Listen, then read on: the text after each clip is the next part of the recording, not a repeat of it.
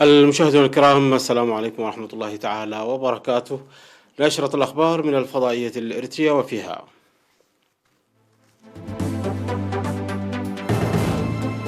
تسارع النشاط الزراعي في القاشبركة.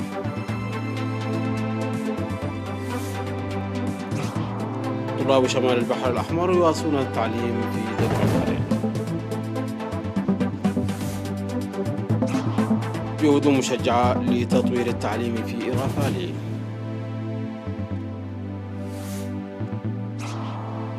فرنسا تعزز وجودها العسكري في شرق المتوسط وتطالب تركيا بوقف التنقيب. الأرجنتين والمكسيك ستنتجان لقاح استرازينيكا المضاد لكوفيد 19. وإسرائيل تعلن إحباط هجوم إلكتروني أجنبي.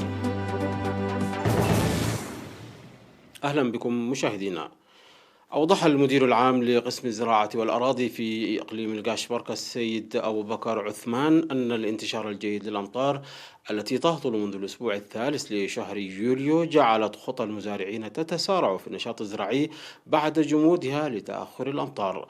وقال إن الحكومة خصصت 209 جرارا وزعت في 4 نقاط لتمكين أغلب المزارعين من الاستفادة منه بأسعار مناسبة، حيث تم إكمال أنشطة الحراثة حاليا في معظم مديريات الإقليم.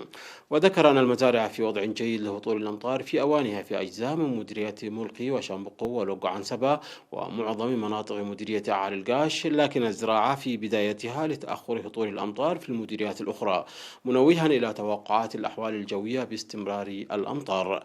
ودعا السكان للحيطة من ظهور آفات الجراد وغيرها مع غزارة الأمطار وإبلاغ أقرب مكتب للزراعة أو الإدارة لدى مشاهدة أوضاع غير طبيعية.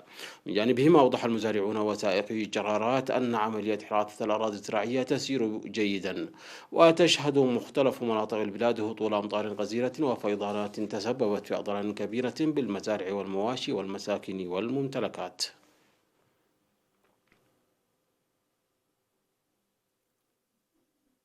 يواصل طلاب الصف 11 في إقليم شمال البحر الأحمر التعليم في مدرسة دنك أمحر الداخلية لإكمال العام الدراسي بعد التوقف جراء وباء كورونا، واعتبارا لحرارة المناخ حاليا في الإقليم. وأوضح مسؤول المدارس الثانوية في مكتب وزارة التعليم بإقليم شمال البحر الأحمر الأستاذ سعيد صالح أن الطلاب القادمين من 9 مدارس ثانوية في قلعلو ومصوع وشعب وفروة يواصلون التعليم جيدا لتعويض ما فاتهم نتيجة الحظر المفروض، وذلك بمنصرفات كاملة من الحكومة والحصول على الرعاية الصحية اللازمة. ويتلقى طلاب ضاحيتي قامجيوا وإم هميمي الدراسة في مدرسة طبرة الداخلية. وأشار إلى أن عدم استطاعة الطلاب التحرك خارج المدرسة بسبب إجراءات الكورونا ساعد في الاستفادة من الوقت المتاح والحصول على مساعدة المعلمين عن قرب. وتوجد في إقليم شمال البحر الأحمر 426 مدرسة من رياض الأطفال وحتى المرحلة الثانوية بالإضافة لمدارس برنامج عريوت. تحقق الجهود المبذولة في أي رافائيل بمديرية فرو في الخدمات التعليمية عامة وتوسع وتطوير المؤسسات التعليمية خاصة تحقق نتائج مرضية.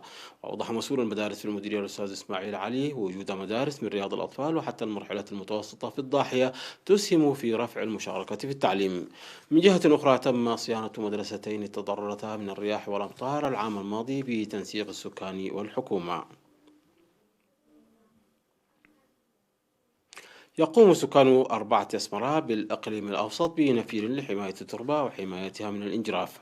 وجرى في النفير الذي شارك فيه أكثر من 1000 شخص زرع أكثر من 5000 شجرة وبناء الحواجز والمدرجات في مساحة 6000 هكتار.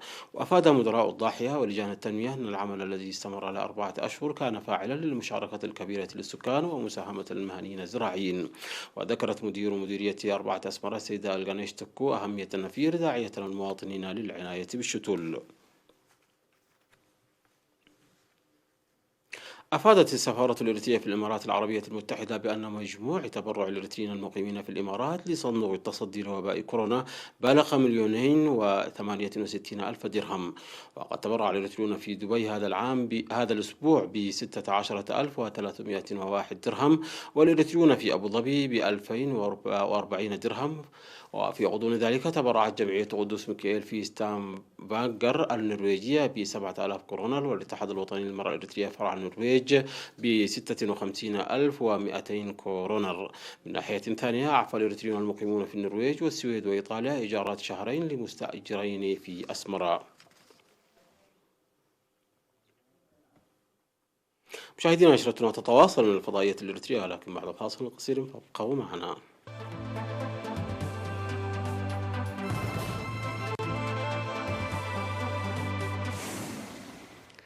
وفي الشأن العالمي، قال الرئيس الفرنسي إيمانويل ماكرون أن فرنسا ستعزز وجودها العسكري في شرق البحر المتوسط، داعيا تركيا إلى وقف أعمال التنقيب عن النفط والغاز في المياه المتنازع عليها، والتي أدت إلى تصاعد حدة التوتر مع اليونان.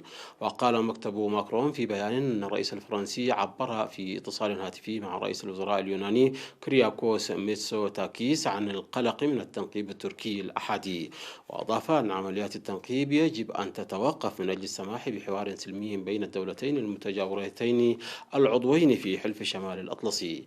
بينما قالت وزارة القوات المسلحة الفرنسية أن فرنسا ستنشر طائرتين مقاتلتين من طراز رافال والفرقاطة لافايت بشرق البحر المتوسط في إطار خطة لدعم وجودها العسكري في المنطقة، وذلك وسط مؤشرات على توتر مع تركيا. وتصاعدت حدة الخلاف هذا الأسبوع بوصول سفينة المسح السيزمي التركية أوروتش رئيس إلى منطقة متنازع عليها في المنطقة برفقة سفن حربية. قال رئيس الأرجنتين البرتو فرنانديز أن الأرجنتين والمكسيك ستنتجان لقاح أسترازينيكا المضاد لمرض كوفيد 19 لتوفيره في معظم أنحاء أمريكا اللاتينية، وذلك بعد اجتماع مع مسؤولين تنفيذيين من الشركة معنيين بالمشروع. قالت حكومة الأرجنتين أنه جرى توقيع اتفاق بين شركة العقاقير الطبية البريطانية أسترازينيكا وشركة التكنولوجيا الحيوية مايسانيس التابعة لمجموعة إنسود، يتضمن نقل تقنية إنتاج 150 مليون جرعة مبدئيا من اللقاح لتزويد جميع دول أمريكا اللاتينية باستثناء البرازيل.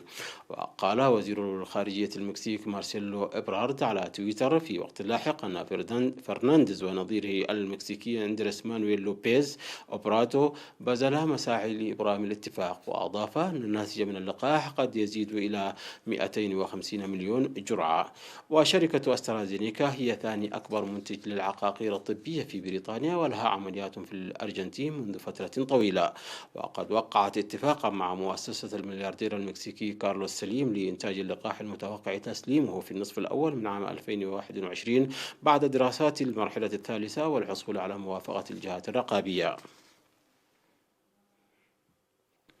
قالت السلطات الإسرائيلية أنها أحبطت هجوما إلكترونيا دبرته مجموعة أجنبية تستهدف الصناعات العسكرية الاستراتيجية التي تصدر سنويا مليارات الدولارات.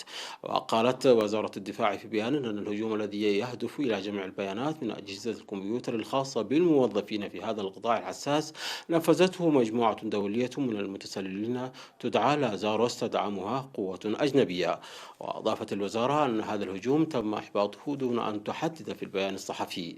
وفي مارس أعلنت وزارة الخزانة الأمريكية عن فرض عقوبات مالية ضد مواطنين صينيين متهمين بغسل عملات ورقية صُرغت خلال هجوم إلكتروني عام 2018 نفذته مجموعة لازروس.